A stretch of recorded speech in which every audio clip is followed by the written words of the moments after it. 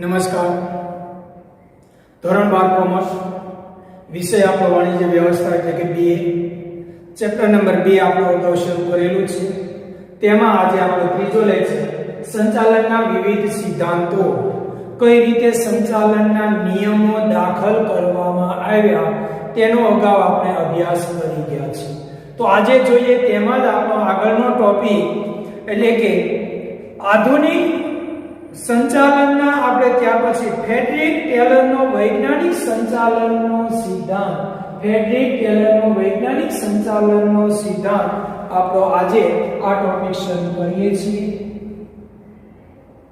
ખૂબ અગત્યનો આ ટોપિક છે. આમ તો પહેલાના સમયમાં રૂઢિગત રીતે સંચાલન કરવામાં આવતું. Frederick Taylor American mechanical engineer હતા. એ વ્યક્તિએ વિવિધ કંપનીઓમાં પોતાની સેવાઓ આપી અને ત્યાર પછી ક્રમશઃ એક સ્ટીલ કંપનીમાં તે વ્યક્તિ મેનેજર બની અને તેના અનુભવને આધારે કોઈ ચોક્કસ સિદ્ધાંતો એમને તારવવામાં આવ્યા. અને આ વ્યક્તિ પ્રથમ વખત આધુનિક વિચારોને રજૂ કરી કર્મચારીઓની વાણીની સ્વતંત્રતા આપવા માટે તેમણે વૈજ્ઞાનિક સિદ્ધાંતો રજૂ કર્યા. તેથી ફ્રેડરિક ટેલરને વૈજ્ઞાનિક સંચાલનના પિતા તરીકે પણ ઓળખવામાં આવે છે. વિકલ્પ અવારનવાર આવે છે કે વૈજ્ઞાનિક સંચાલનના પિતા તરીકે ફ્રેડરિક ટેલર જોવા મળે છે. રૂઢિગત સંચાલનની જે પદ્ધતિઓ હતી એમાં આ ફ્રેડરિક ટેલરે આધુનિક પદ્ધતિઓ દાખલ કરી. કરકલ્ચરને લગતી વાત હોય તો તેમાં કઈ રીતે સાધનોનો ઇષ્ટતમ ઉપયોગ કઈ રીતે કરી શકાય, મજૂરો પાસેથી કામ કઈ રીતે લેવું જોઈએ, કયું કામ લેવું જોઈએ.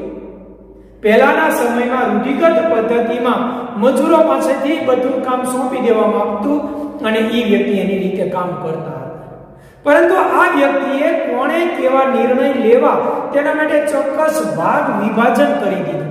મજૂરના શું હક અને શું કામગીરી એ વાત કરી. ઉપરી અધિકારીના શું હક અને અધિકાર હોય છે તેની પણ તેમણે વાત કરી.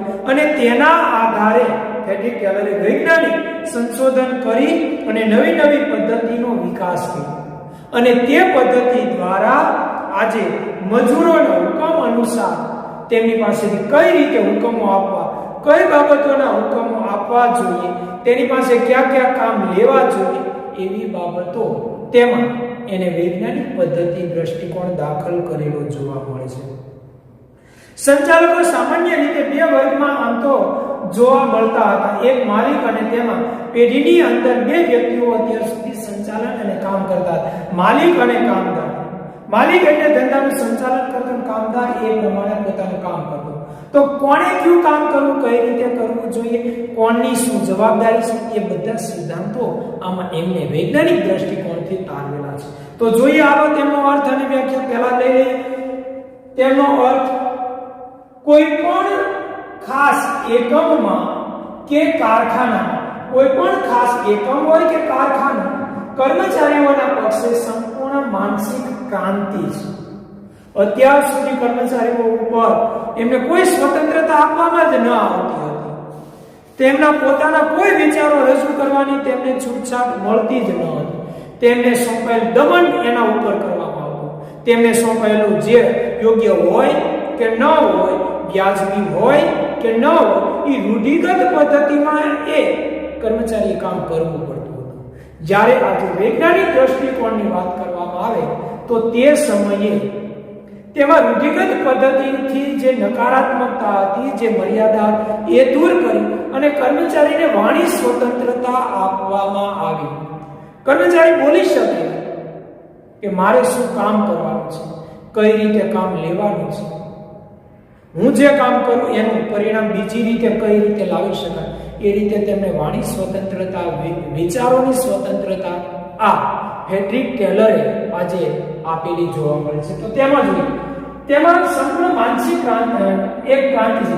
તેઓની તેમના કાર્ય, તેમની ફરજ, સહકાર્યકર્તાઓ અને માલિક પ્રત્યેની સંપૂર્ણ માનસિક ક્રાંતિ, બધા જ વ્યક્તિઓ પોતાના વિચારોની નવી દ્રષ્ટિકોણનો વિકાસ કર્યો છે. કામ કરવા સમયે નવા વિચારો તેમને પ્રગટ કર્યા છે અને તે વિચારોને ધ્યાનમાં રાખી અને વ્યક્તિ નવી દ્રષ્ટિથી ઉત્પાદનનો સહભાગી બને, ઉત્પાદન સરળ બને એ જોવાનું આ ફ્રેડરિક ટેલરે કાર્ય કર્યું છે. અને એમાં કઈ કઈ બાબતોનો સમાવેશ કર્યો એની આપણે ત્યાર પછી સિદ્ધાંત તારવશું, એમાં વાત કરશું. જોઈએ બીજી એમની વ્યાખ્યા એક આપેલી છે. તમે માણસો પાસે શું કરાવવા માંગો છો તે જાણવું અને તેઓ ચોક્કસ રીતે તથા ઓછા ખર્ચે કામ કરે તે જોવું એટલે વૈજ્ઞાનિક સંચાલનના સિદ્ધાંત તરીકે ઓળખવામાં, એટલે વૈજ્ઞાનિક સંચાલન. તમે તમારા વ્યક્તિઓને, તમારા મજૂરોની અંદર જે માણસો કામ કરે છે, શું કામ કરવા માંગો છો, પહેલા તો આપણને ખબર હોવી જોઈએ. પહેલા તો તમે એ મજૂરોને ભેગા કરતા પહેલા આપણે શું કામ કરાવવું છે, કઈ રીતે કામ કરાવવું એ પહેલા તમે જાણો. ચોક્કસ રીતે ઓછા ખર્ચમાં કઈ પદ્ધતિથી એની પાસે કામ લેવાનું છે એની પણ વિચારણા કરો. ઓછામાં ઓછો નાણાકીય ખર્ચ થાય એ રીતે કામ કરવાની પ્રક્રિયાને વૈજ્ઞાનિક સંચાલન તરીકે ઓળખવામાં આવે છે. હવે ખ્યાલ આવી શકે આ વ્યાખ્યા. વૈજ્ઞાનિક સંચાલન એટલે કે કર્મચારી પાસેથી શું કામ લેવું, ક્યારે લેવું, કેમ લેવું, ઓછા ખર્ચ દ્વારા લેવું, કયા સાધનોનો ઉપયોગ કરીને લેવું, એ બધું જ જોવાનો અભ્યાસ એટલે વૈજ્ઞાનિક સંચાલન તરીકે ઓળખવામાં આવે છે. જોઈએ હવે વૈજ્ઞાનિક સંચાલનના સિદ્ધાંતોની થોડી વાત કરી લઈએ. એને કયા કયા સિદ્ધાંતો તારવેલા છે એ જોઈએ. આવે તો વૈજ્ઞાનિક સંચાલનના આપણે સિદ્ધાંતો તારવેલા. પહેલું, વૈજ્ઞાનિક પદ્ધતિ. સંચાલનની અંદર ફ્રેડરિક ટેલરે વૈજ્ઞાનિક સંચાલનનો અભિગમ એક ક્રાંતિનું પગલું ભરેલું છે. નવા વિચાર કરો, કઈ રીતે બચત થાય એ વિચાર કરો, આ બધું જોવાની જે પ્રક્રિયા છે તે પ્રક્રિયાને વૈજ્ઞાનિક સંચાલન તરીકે ઓળખવામાં આવે છે. તો એમાં વાત કરી છે, જો રૂઢિગત પદ્ધતિઓની જગ્યાએ વૈજ્ઞાનિક પદ્ધતિઓ અપનાવવી જોઈએ. એને વૈજ્ઞાનિક પદ્ધતિ, પહેલાના સમયમાં જે રૂઢિગત પદ્ધતિ વાપરતા એની જગ્યાએ કંઈક નવી પદ્ધતિ અપનાવવી જોઈએ. વિશ્લેષણ, શ્રેષ્ઠ કાર્ય કઈ રીતે થાય એ જોવું અને તે મુજબ કાર્ય કરાવવું તેને વૈજ્ઞાનિક પદ્ધતિ તરીકે ઓળખાશે. એનો પહેલો કે તેમને એક નવી દ્રષ્ટિથી જોવાની, કોઈ પણ કાર્યને નવી દ્રષ્ટિકોણથી જોઈ અને તે કાર્ય થાય એ જોવાની પ્રક્રિયાને વૈજ્ઞાનિક સંચાલન તરીકે ઓળખવામાં આવેલું છે. ત્યાર પછી બીજો સિદ્ધાંત જોઈએ, આયોજન અને અમલીકરણ. અત્યાર સુધી રૂઢિગત પદ્ધતિમાં શું હતું? આયોજન પણ મજૂર કરતો, મારે કઈ રીતે કામ કરવું, કેટલા સમયમાં કરવું, ક્યારે કરવું, એનું આયોજન એ મજૂર કરતો અને એ કાર્ય પણ એ મજૂર કરતો. જ્યારે વૈજ્ઞાનિક સંચાલનના સિદ્ધાંત પ્રમાણે કામ મજૂર કરે અને આયોજન એની ઉપરના કોઈ નિષ્ણાત વ્યક્તિઓને સોંપવું જોઈએ એવું કીધું છે. એની વ્યક્તિ આયોજન કરે તો આયોજન એટલું બધું સારું ન બની શકે, સ્વાભાવિક છે. તો એવા હેતુ માટે વૈજ્ઞાનિક સંચાલનની અંદર તેમને અભિગમ એક પાડ્યો છે કે આયોજન કરવા માટે નિષ્ણાત વ્યક્તિ હોવી જોઈએ. કોઈ પણ વ્યક્તિ આયોજન ન કરે, કામ કરી શકે તો આયોજક અલગ હોવા જોઈએ અને કામ કરનાર વર્ગ, મજૂર વર્ગ અલગ હોવો જોઈએ. તો જેથી કરીને નિપુણતાપૂર્વક આયોજન થાય અને આયોજન પ્રમાણે એ વ્યક્તિ કામ કરી શકે. તો એને બીજો સિદ્ધાંત આવ્યો, આયોજન અને અમલીકરણ.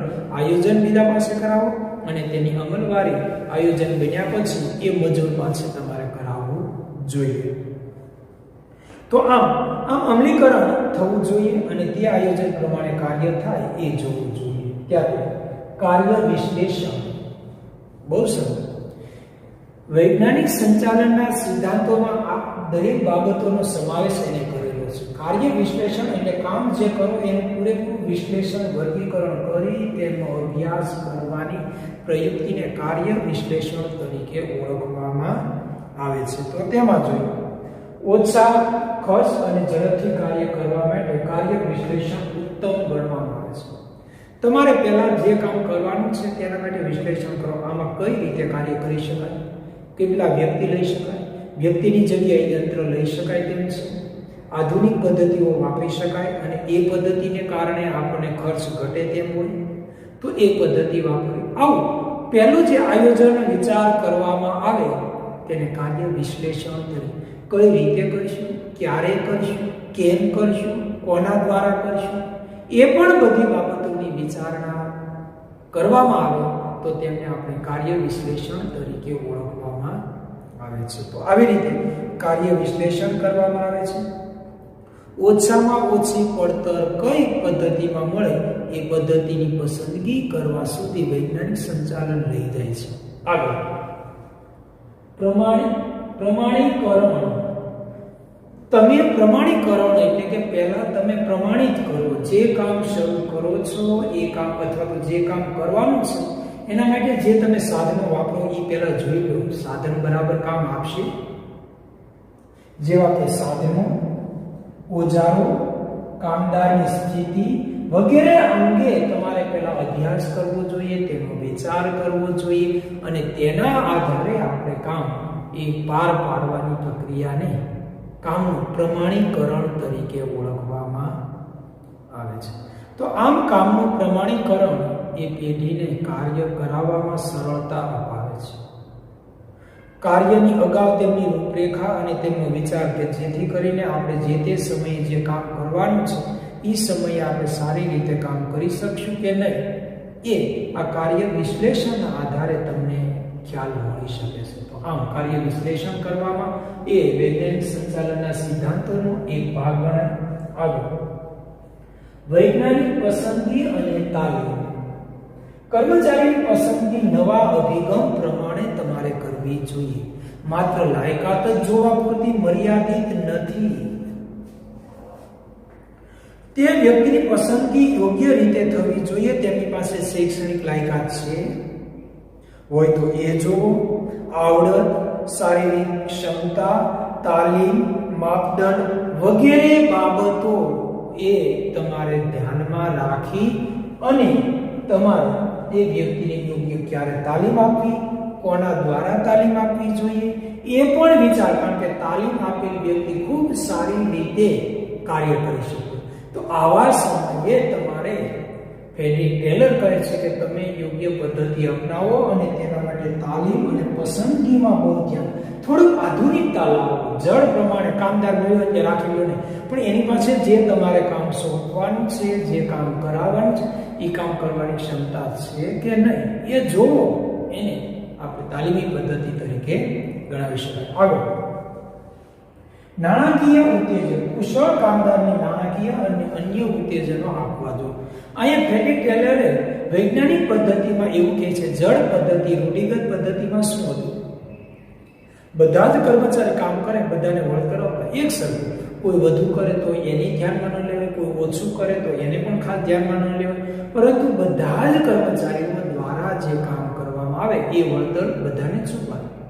જ્યારે આ વૈજ્ઞાનિક પદ્ધતિમાં એવું કહેવામાં આવે જે વ્યક્તિની પાસે આવડત છે, કુશળતા છે, કામ કરવાની ઝડપ છે એ વ્યક્તિને વધારાના વળતર આપો તો વધુને વધુ પ્રોત્સાહન પદ્ધતિએ તે કામ કરતું થશે. તો આમ એ વ્યક્તિની યોગ્ય રીતે તમારા નાણાકીય અથવા અન્ય ઉત્તેજન બઢતી આપવી, તેમના પરિવારને લગતી કોઈ પણ પ્રવાસની ગોઠવણી કરવી, આવી અલગ અલગ રીતે તેમને ઉત્તેજનો આપી અને તેવા કર્મચારી બાકીના કર્મચારીને પણ કાર્ય વધુને વધુ કરવા પ્રેરાય એવું વાતાવરણનું સર્જન કરવું એને વૈજ્ઞાનિક પદ્ધતિ સંચાલનનો ભાગ છે.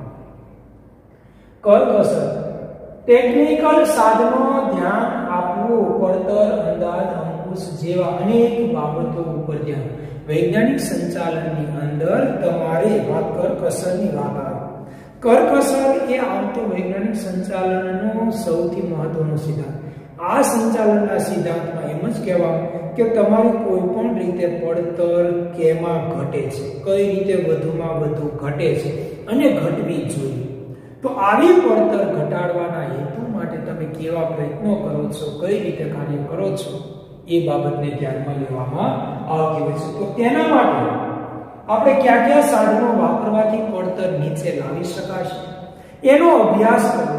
કેવા સાધનો આપણે ક્યાંથી પ્રાપ્ત થઈ શકશે તેમનો અભ્યાસ કરતા સિદ્ધાંતોને વૈજ્ઞાનિક સિદ્ધાંત તરીકે ઓળખવામાં આવે છે. ચલો, માનસિક ક્રાંતિ. માલિક અને મજૂર બંને વચ્ચેની માનસિક ક્રાંતિ. પહેલા તો જળ પ્રમાણ હતું, ધ્યેય સિદ્ધ માટે માનસિક ક્રાંતિ થઈ છે. માનસિક સંવાદિતા માલિક અને કામદાર વચ્ચે તણાવમાં પણ ઘટાડો કરશે. એકબીજા પોતાના વિચારો રજૂ કરે. પહેલા મજૂરોને બોલવા દેવામાં જ ન આવતું. ઘણા મજૂર એવા હોય છે કે જે સારી રીતે બોલી અને તે વ્યક્તિ વધુ પોતાનો વિચાર રજૂ કરે, પણ આવા સમય અને સંજોગોમાં તે મજૂર પોતાના વિચારો રજૂ કરે, વિચારની સ્વતંત્રતા મળી અને તેને કારણે એ વ્યક્તિ પોતે માનસિક ક્રાંતિ થઈ. પહેલા વિચારો વિચાર રજૂ કરવાની કેમ આપણે અંગ્રેજોનું રાજ ગયા પછી તમે અત્યારે ગમે તેવો વિચાર રજૂ કરી શકો લોકશાહીમાં, તો એ જ વસ્તુ અહીંયા છે કે ત્યારે તેમને પ્રથમ વખત વિચાર રજૂ કરવાની સ્વતંત્રતા આપી. ત્યાં સુધી તો કોઈ વિચાર રજૂ કરી શકતા ન હતા. તો અહીંયા આપણો એ ટોપિક પૂરો કરીએ છીએ. કયો? તો કે સિદ્ધાંત, સંચાલનના વૈજ્ઞાનિક સિદ્ધાંતનો અર્થ, વ્યાખ્યા અને તેના સંચાલનના સિદ્ધાંતો. ત્યાર પછી વૈજ્ઞાનિક સંચાલનના સિદ્ધાંત અથવા તો પ્રયુક્તિઓ. સિદ્ધાંતની પ્રયુક્તિઓ, સંચાલનના સિદ્ધાંતની પ્રયુક્તિઓ. તમારું જે સંચાલનનો સિદ્ધાંત છે તેની કઈ કઈ પદ્ધતિ છે તે પ્રયુક્તિ 3 જ આપેલી છે કે ટૂંકમાં એમની હું તમને સમજૂતી આપી દઉં. સમય નિરીક્ષણ. પહેલું એ વ્યક્તિ એમ કહી શકે સિદ્ધાંતની પ્રયુક્તિ પહેલું પદ્ધતિ એ અપનાવી જોઈએ, સમય નિરીક્ષણ કરવું જોઈએ. સમય નિરીક્ષણ એટલે શું? આ પ્રશ્ન કે તમારે એક પ્રમાણિત સમય નક્કી કરવાનો છે. પ્રમાણિત સમય એટલે શું? કામ માટે આપવામાં આવતો સમય. તો તેના માટે પહેલા સંચાલકોએ પોતે યોગ્ય કર્મચારી પાસેથી કામ કરાવવું જોઈએ. ઈ કામ કેટલા સમયમાં કરે છે તેના ઉપર દેખરેખ રાખવો અને તેના આધારે એક એકમ ઉત્પાદન કરવામાં કેટલો સમય લાગે છે તેનો અંદાજ મેળવવો. યોગ્ય અંદાજ મેળવવાનો. કોઈ ઝડપી કર્મચારીને નમૂના તરીકે ન લેવા, કારણ કે એની તો ઝડપ હોય છે, પણ મધ્યમ કર્મચારીઓ હોય, તેની ગતિ સ્થિર હોય એવા કર્મચારીને પસંદ કરી અને તમે પહેલા તેનો સમયનો માપદંડ નક્કી કરો, તેને સમય નિરીક્ષણ. એના આધારે સંચાલક નક્કી કરશે કે એક એકમ બનાવવા તમને 10 મિનિટ અપાય, 1 કલાકમાં તમારે 6 એકમ બની જવા જોઈએ. તો આમ જે આપવામાં આવતા સમયને પ્રમાણિત સમય તરીકે ઓળખવામાં આવે છે. તો કર્મચારી જે 8 કલાકમાં કામ કરે છે, તમારી પાસે 8 કલાક જ્યારે પેઢીની અંદર રોકાય છે, તો એને કેટલા એકમનું ઉત્પાદન કરવું જોઈએ એ આપણને આ પદ્ધતિ દ્વારા માહિતી મળતી હોય છે. તો આમ સમય નિરીક્ષણ. ગતિ નિરીક્ષણ. જે પેઢીની અંદર કર્મચારીઓ કામ કરે છે તેનું હલનચલન વધારાનું, બિનજરૂરી ઘડીક અહીંયા જાય, ઘડીક અહીંયા જાય, ઓલાને યંત્રને કાચો માલ થોડો તૈયાર કરીને પાછો ઓલા પાસે રિપેરિંગ કરાવ, પાછો ફરી વખત પ્રક્રિયા કરે, આવું કરતા હોય તો જે હલનચલન થાય છે એને વધારાનો ફાળવેલો સમય તરીકે બગાડ કરેલો સમય કહેવાય. આવો સમય કઈ રીતે ઘટાડી શકાય તેમ છે એનો અભ્યાસ કરો અને એવા સમય ઘટાડી અને તે સમય એ ઉત્પાદનના કાર્યમાં રોકાઈ જાય એવું જોવાની પ્રક્રિયાને ગતિ નિરીક્ષણ તરીકે ઓળખવામાં આવે છે. ભિન્ન વેતન પદ્ધતિ. અલગ અલગ રીતે વેતનો આપવાની પદ્ધતિને ભિન્ન વેતન પદ્ધતિ તરીકે ઓળખવામાં આવે છે. એમાં કામ ઘણી વખત સમય વેતન, જેટલા કલાક ભરો એને આધારે વેતન અપાય છે. તો ઘણી પેઢીઓ રાખે છે સમય વેતન, જેટલી કલાક ભર્યો એના કાર્ય વેતન ઘણી પેઢી આપે, જેટલા એકમ ઉત્પાદન કરો એના આધારે વળતર આપે. ઘણી કાર્ય વેતન ઉપરાંત પ્રીમિયમ આપે છે, વધારાના બોનસની પદ્ધતિ. તો આમ તમે કઈ પદ્ધતિએ પેઢીને વધુને વધુ ઉત્પાદનમાં પડતર ઓછી આવે અને ઉત્પાદન કરાવી શકો વધુને વધુ એ જોવાની પ્રક્રિયાને ભિન્ન ભિન્ન વેતન પ્રથાઓ તરીકે ઓળખ. તો આવી વિભિન્ન પ્રકારની વેતન પ્રથાઓ પણ જોવા મળે અને તેના આધારે એ કઈ રીતે એમનું કાર્ય પાર પાડવું તેનો તેમને ખ્યાલ આવી શકે છે. તો આવી રીતે વિભિન્ન પ્રકારની વેતન પ્રથાઓ જોવા મળે છે. તો આમ આજે આપણો આ ટોપિક પૂરો કરીએ છીએ. હવે હેનરી ફેરનો સંચાલનના સિદ્ધાંતો લઈશું, પરંતુ આજે એટલું રાખીએ છીએ. કોના? ફ્રેડરિક ટેલરના સંચાલનના સિદ્ધાંત એ વૈજ્ઞાનિક સંચાલનના સિદ્ધાંત તારવનાર પ્રથમ વ્યક્તિ છે. તેથી તેમને વૈજ્ઞાનિક સંચાલનના સિદ્ધાંતના પિતા તરીકે પણ ઓળખવામાં આવે છે. તેની વ્યાખ્યાઓ, અર્થ, સહજ આપણે વિગતો જોઈએ, તેમના સિદ્ધાંતો અને સિદ્ધાંતની પ્રયુક્તિ, એમાં કયા કયા યુક્તિઓ અજમાવવામાં આવે છે તે અભ્યાસ આપણે આજે પૂરો કર્યો. આગળનો મુદ્દો આગળના વિડીયોમાં અભ્યાસ કરીશું. ત્યાં સુધી આજે રજા લઈએ છીએ. ધન્યવાદ.